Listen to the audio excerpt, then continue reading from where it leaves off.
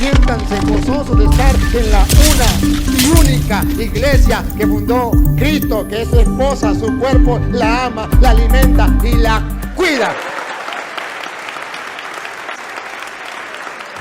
Pero quiero hacerle esta pregunta con respecto a la renovación carismática católica. Ajá. Escuché y leí un documento que se dice Renovación Carismática Católica, el enemigo interno de la Iglesia Católica. Ahora bien, Eso no es verdad. Departamos de ahí, eso no es verdad. Siga.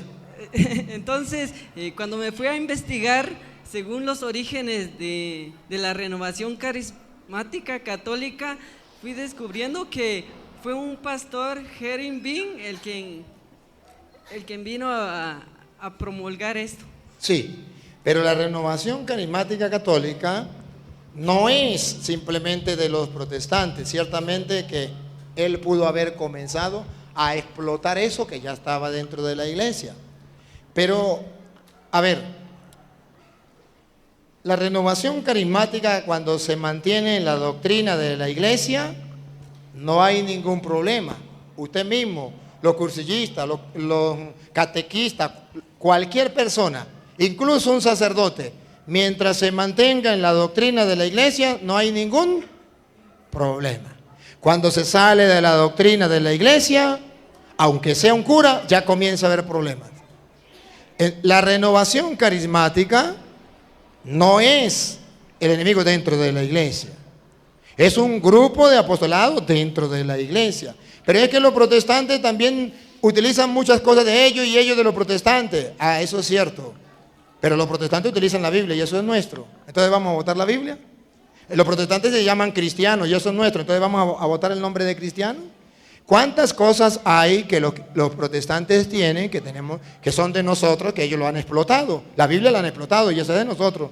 Debería darnos pena que los protestantes, que no son los dueños de la Biblia, entre comillas, ellos sean los que exploten la Biblia y nosotros, que somos los que estamos en la iglesia de Cristo, que fundó, que hizo la Biblia, no la explotemos. Eso nos debería dar pena. La renovación carismática es un movimiento reconocido dentro de la iglesia, muy buena, incluso que el Papa San Juan Pablo II decía que la esperanza de la iglesia estaba en la renovación carismática. Ahora bien, ¿qué pasa? Algo sí le voy a decir. Algo sí le voy a decir. Y espero que la renovación carismática no me lo tome a mal. Hay algunas fallas en la renovación carismática y últimamente están como profundizándose. Eso sí es verdad. Una de las fallas de la renovación carismática es la soberbia. Porque como creen en el Espíritu Santo y el Espíritu Santo obra y se manifiesta, entonces piensan que a lo mejor es más importante el que habla en lengua que el obispo. Entonces dice, yo soy de la renovación carismática, yo hablo en lenguas. Y Dios a lo mejor le dio ese don. Y el obispo no habla en lenguas. Entonces el obispo tiene que someterse a mí, porque yo hablo en lengua y él no. Eso es desconocimiento de las Escrituras, porque 1 Corintios capítulo 12, versículo 27, nos viene a decir que no es verdad que, por ejemplo, el don de lenguas o cualquier otro don que da el Espíritu de Dios no está por encima de la jerarquía de la iglesia. No, que en la jerarquía de la iglesia, aun cuando a lo mejor no se hable en lengua, pero Dios ha dejado unos hombres encargados de dirigir su iglesia. Y en primer lugar están ellos como jerarquía. Y ya después vienen los dones del Espíritu dentro de la iglesia, pero una iglesia que se somete a la jerarquía que Dios ha dejado. Y que aunque no hablen en lenguas, la iglesia reconoce que esa jerarquía es guiada por el Espíritu de Dios. Escúchenlo, 1 Corintios 12, 27. Ustedes son el cuerpo de Cristo. Escuchen, ustedes son el cuerpo de Cristo. Y cada uno en su lugar es parte de Él. Obsérvenlo. Y cada uno en su lugar, el Papa en su lugar, los obispos en su lugar, los presbíteros en su lugar, los diáconos en su lugar, los laicos en su lugar. Cada uno en su lugar es parte del cuerpo, es parte del cuerpo. No podemos excluir a uno porque a lo mejor no podemos excluir a este porque no es papa o porque no es obispo. No, cada uno tiene en el cuerpo su función. Siga. En primer lugar, Aquí está, por favor. Observen que la Biblia no dice, en primer lugar están los carismáticos que hablan en lenguas. Nañar. En primer lugar, están los que Dios hizo apóstoles en la iglesia.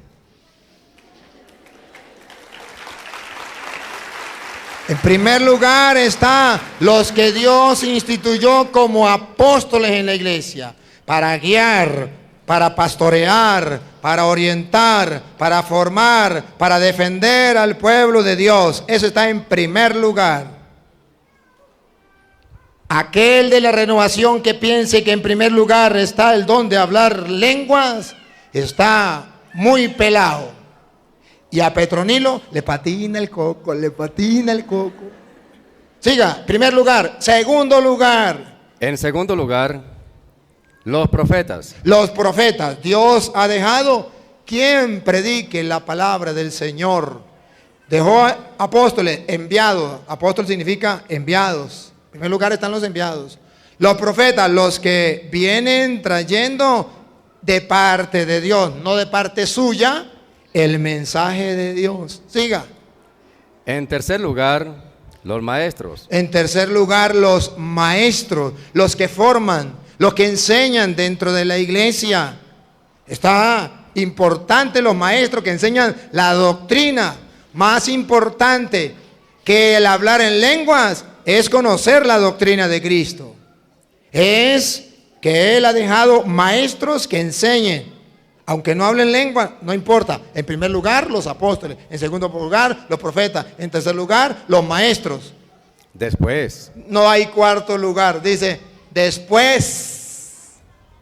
vienen los milagros. Después vienen los milagros. Ah, que yo hago milagros. Sí, usted hace milagros, pero no está en primer lugar a hacer milagros. Puede ser que el papa, el obispo, el cura no hagan milagros. Usted sí hace milagros, pero usted no está en primer lugar. Primero están los apóstoles. Después los que hacen milagros. Dale. Luego el don de curaciones, Después el don de curaciones. la asistencia material, La asistencia material. la administración en la iglesia La administración en la iglesia. Y casi de último. y los diversos dones de lenguas. Y los diversos dones de lengua. No dice de primero, dice de último. Aquel que venga a creer que porque tiene el don de lengua es más papista que el papa, está equivocado. Pero es que yo porque tengo el don de lengua, entonces a mí me tienen que obedecer hasta los obispos porque yo tengo el don de lengua. Mire, los obispos, los sacerdotes, aunque no tengan el don de lengua, están inspirados y guiados por el Espíritu Santo. Y aunque no se les note, el Espíritu Santo está en ellos, según dice Hechos de los Apóstoles, capítulo 15, versículo 28. En ellos, en los apóstoles, está el Espíritu Santo, aun cuando no se les note, porque Jesús se los ha dejado para guiar al pueblo. Y por eso ellos toman decisiones, dan órdenes en la iglesia y la iglesia obedece. Escúchelo. Fue el parecer del Espíritu Santo y el nuestro. Fue el parecer del Espíritu Santo y el nuestro. ¿Qué está diciendo teológicamente la Biblia? Que en los apóstoles verdaderos de Cristo, ¿quién los inspira? ¿Quién los guía? ¿Quién los orienta? El Espíritu. Vuelvo a repetir, Luis. Fue el parecer del Espíritu Santo Fue el parecer del Espíritu Santo y el nuestro. y el nuestro. No imponerles ninguna otra carga No imponerle ninguna otra carga. fuera de las indispensables. Entonces ellos dan órdenes. Ellos dan órdenes, imponen algunas cosas. Y no es, pero es que ellos no hablan en lengua. aunque no hablen en lengua, si son apóstoles de Cristo, verdaderos, es el parecer del Espíritu Santo. Por eso Jesucristo, cuando manda a los apóstoles allá en Juan 20, 21, 21 y 22, usted verá que Jesucristo cuando los manda y les da a los que Él mandó, a los apóstoles, el Espíritu Santo. Dale. Jesús le volvió a decir: la paz esté con ustedes. Como el Padre me envió a mí, así los envío yo también. Y escuche lo que viene. Dicho esto, sopló sobre ellos y les dijo: reciban el Espíritu Santo. Él a los que envió, según dice la Biblia, no los envió solo, los envió con una garantía: reciban el Espíritu Santo. Pero no hablan en lengua. ¿A mí qué me importa? Porque el hablar en lengua ciertamente es un don del Espíritu. Pero no quiere decir que el que no hable en lengua no tenga el Espíritu Santo. No, señor, porque ustedes y yo sabemos que según dice la Biblia, todo el que se bautiza recibe el Espíritu Santo. Entonces hemos recibido el Espíritu Santo. Y creemos. Y además cuando se nos confirma que tenemos el Espíritu Santo. Se nos confirma, se nos asegura, se nos recuerda, se nos motiva. Tiene el Espíritu Santo. Todos tenemos el Espíritu Santo. Ahora, que unos dejemos obrar al Espíritu Santo y otros no, eso es otra cosa. Es otra cosa. Pero que lo tenemos y hemos sido bautizados. Entonces el problema de la renovación carismática es cuando las personas se creen más que los demás porque hablan en lenguas o porque Dios le da el don de sanar. Esos son dones que Dios da, pero que si la persona no está preparada, esos dones le sirven más bien para que el diablo le dé una zarandeada y le haga creer que Él es el que tiene el poder y no Dios. Por eso hay que tener mucho cuidado. Y luego, ¿cuál es el problema de la renovación carismática? Que llegue a pensar que ellos son la iglesia y que los demás no. Ese sí es un gran problema. Que no reconozca que Dios obra en la renovación, pero también obra en los cursillistas, pero también obra en los legionarios, pero también obra en el camino, pero también obra en los catequistas. Son carismas que Dios da. A cada grupo le da un carisma. Como a cada sacerdote Dios le da un carisma. ¿Usted no se da cuenta que no todos los sacerdotes somos iguales? Somos distintos. Y todos tienen cómo enriquecer al pueblo de Dios, uno de una manera, otro de otra. Son carismas. Y la iglesia tiene carisma. Los carismas que Cristo dejó están en la iglesia. Entonces la iglesia tiene que ser siempre carismática. Y que sea la renovación, pues siempre tenemos que mantenernos en una constante renovación. Y eso es verdad. Y eso no es de los evangélicos, eso es de la iglesia. Ahora, que a lo mejor algunas cosas ellos lo exploten más, eso es distinto. Pero, y otra cosa que los carismáticos, perdónenme, pero no es culpa mía, es que él me preguntó. Pero hay un problema con la renovación carismática, a pesar de que es un grupo de apostolado, y porque es, lo repito, y porque es uno de los grupos de apostolado dentro de la iglesia, no el único, pero uno de los grupos de apostolado dentro de la iglesia, que más dejan obrar al Espíritu Santo y que más gustan la palabra de Dios, el diablo más los ataca. ¿Y por dónde los ataca? También a estos hermanos carismáticos, porque ellos quieren copiar todo de los evangélicos. Entonces como que están y como tienen como un ídolo. A los protestantes los tienen como un ídolo. Quisiera ser como él. O como decía el niño: papi, cuando yo sea grande quiero ser como tú. Así dicen los carismáticos algunos: cuando yo sea grande quiero ser como los protestantes. Están enamorados de los protestantes. Ese sí es un gran problema.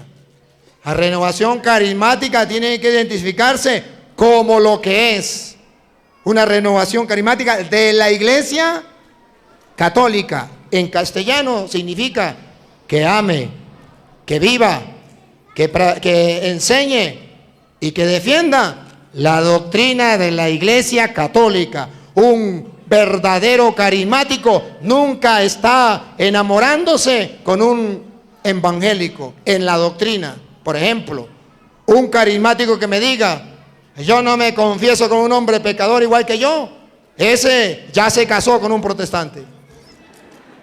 Un carismático que diga, yo hago mi oración a mi manera y yo los lunes, aleluya, gloria al Señor, yo voy al grupo de oración, pero la misa dominical yo no voy, porque allá viene el cura y el cura no tiene el Espíritu Santo. En cambio, el encargado del grupo de la renovación, ese sí habla en lengua y tiene el Espíritu Santo, yo voy allí. Ese sí es un gran problema. ¿Qué es un gran problema? Aquellos carismáticos que dicen, yo rezar el rosario, no, eso es pura repetidera. Yo aprendí de los evangélicos a orar solamente con palabras espontáneas. Señor, te alabo, gloria, aleluya, gloria al Señor. Y mientras más grite, mejor, porque Dios me va a escuchar, aleluya. Y si no grito, Dios no me escucha. A Petronilo le patina el coco, le patina el coco. Porque esos eran los dioses de los paganos, que había que gritarle para que lo escuchara. Eso sí es un gran problema. Entonces, que no acepte la enseñanza de la iglesia, eso sí es un gran problema de la renovación. No digo que todos lo hacen. Estoy aclarando que a este hermano le dijeron que era el enemigo interno de la iglesia, y eso no es verdad. Pero sí estoy diciendo cuáles son los errores que se están cometiendo para que la gente llegue a concluir que es el enemigo dentro de la iglesia. Porque mucha gente, como es la renovación carismática, se integra a ese grupo y termina pensando y actuando como un protestante. Renovación carismática que me escucha en el mundo entero. Mantengan el distintivo. Soy católico. Y dentro de la iglesia católica creo en una renovación. Y dentro de la iglesia católica creo en los carismas que Dios le dio a la iglesia y los exploto. Pero dentro de la iglesia católica. No tengo que estar buscando, por ejemplo, las canciones de los protestantes. Porque si no canto las canciones de los protestantes, el Espíritu Santo no baja.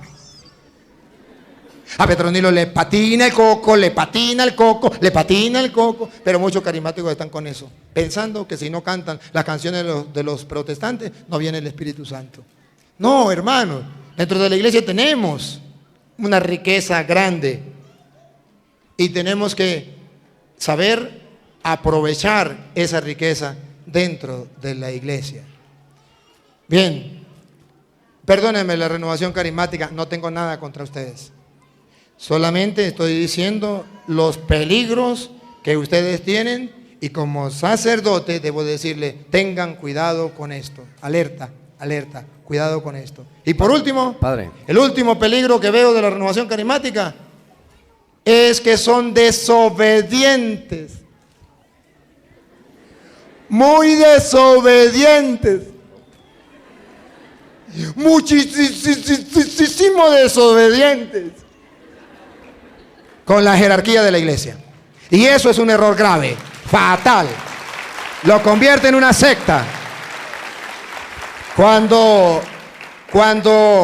un miembro se desprende del cuerpo, muere. Si la renovación carismática se desprende del cuerpo grueso de la iglesia, muere como renovación carismática, se convierte en una secta. Complemente, Padre, que respecto a la renovación carismática, le hacen preguntas específicas sobre el uso de aceite hacia los enfermos, sus sanaciones y la imposición de las manos sobre las cabezas, que según quien pregunta, hace la renovación carismática. Pues mire, normalmente la iglesia enseña, lo normal es que el aceite, que es la unción de los enfermos, la hace el presbítero, según dice Santiago capítulo 5, versículo 13 en adelante. Eso es lo que dice la Biblia, y a lo que viene en la Biblia yo me atengo. La Biblia dice que hay alguien enfermo, allá están los presbíteros, que lo llamen, y ellos los unjan con aceite. Vamos a ver. Santiago capítulo 5, versículo del 13 en adelante. ¿Hay entre ustedes alguno desanimado? Que recen. ¿Está alguno alegre? Que cante himnos a Dios. ¿Hay alguno enfermo? Que llame a los ancianos de la iglesia, que oren por él y lo unjan con aceite en el nombre del Señor. La oración hecha con fe salvará al que no puede levantarse, y el Señor hará que se levanten. Ahí está. Es los ancianos, los presbíteros de la iglesia, los que según las Sagradas Escrituras, con el santo óleo, pueden ungir a los enfermos. Normalmente las sectas, como no tienen presbíteros y como no tienen sacramentos y como se copian de la iglesia católica, andan con aceite ungiendo a la gente. Pero la iglesia no es eso lo que proclama. Debería dejársele eso a los presbíteros. Y luego, lo de la imposición de las manos. La imposición de las manos, también dice Hechos de los Apóstoles, lo normal, capítulo 8, versículo 18. Hechos de los Apóstoles, capítulo 8, versículo 18, que la imposición de manos la hacían los apóstoles. Imposición de manos la hacían los apóstoles. Hechos 8, 18. Al ver Simón que mediante la imposición de las manos de los apóstoles, Subrayen de los apóstoles, repítalo. al ver Simón que mediante la imposición de las manos de los apóstoles, Dale. se transmitía el Espíritu, Se transmitía el Espíritu a través de la imposición de manos de los apóstoles. Otra vez volvemos con lo mismo. Los protestantes, como no son de la iglesia católica, pero quieren agarrar todo de la iglesia católica y ¿cómo es que se llama? Falsificarlo. Agarra, ahora vamos a imponer manos y todos imponen manos. ¿Y saben cuál es el problema de la imposición de manos? Se lo voy a explicar de la mejor manera. En primer lugar, el problema de la imposición de manos es que la mayoría, no digo todos, padre, pero denos un número. Bueno, el 99.9% de los que imponen manos, para que vean que yo tengo poder. Yo sí tengo poder, yo tengo agarrado a Dios por la chiva, usted no. Entonces, vean que yo sí tengo poder. Yo tengo el Espíritu de Dios. Así tengo poder. Pero resulta que esa no es la verdadera fe de la que Dios pide. Si ustedes ven la verdadera fe de la que Dios pide, es la fe de San Mateo capítulo 8, del versículo 5 en adelante. La fe más grande, es más distinta a esa fe. Que aquel hombre, ustedes van a encontrar un hombre que va a tener un diálogo con Jesús. Hay un enfermo. Y a ver si él le dice, ven Señor para que le imponga las manos. Vamos a ver cómo dice. al entrar Jesús en Cafarnaún, se le acercó un centurión, suplicándole: Señor, mi muchacho está en cama, totalmente paralizado y sufre terriblemente. Jesús le dijo: yo iré a sanarlo. El centurión contestó: Señor, ¿quién soy yo para que entres en mi casa?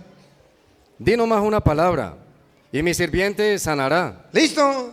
Di una palabra. Ni siquiera vaya a mi casa. Miren la fe de este hombre. Ni siquiera vaya a mi casa. Y verá usted que lo que dice Jesús, ponga cuidado. Él da la explicación. Él da la explicación porque yo tengo soldados a mis órdenes. Siga, Luis. Y después Jesús le contesta. Pues yo, que no soy más que un capitán, tengo soldados a mis órdenes. Y cuando le digo a uno, vete, él se va. Y si le digo a otro, ven, él viene.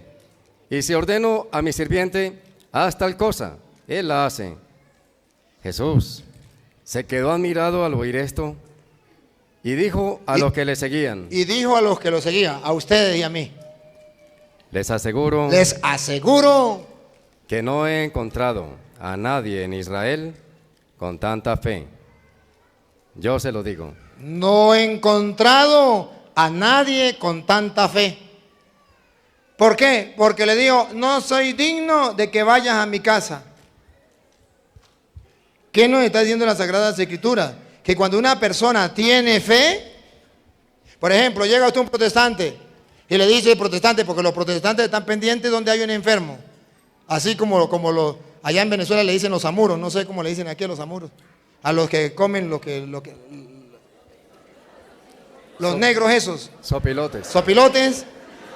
Y mire, vean esos muérganos cuando ven un enfermo, un becerro enfermo, un cochino enfermo. Y si usted no se descuida, si usted no está pendiente y usted se descuida, le llegan a ese enfermo y se lo van tragando vivo.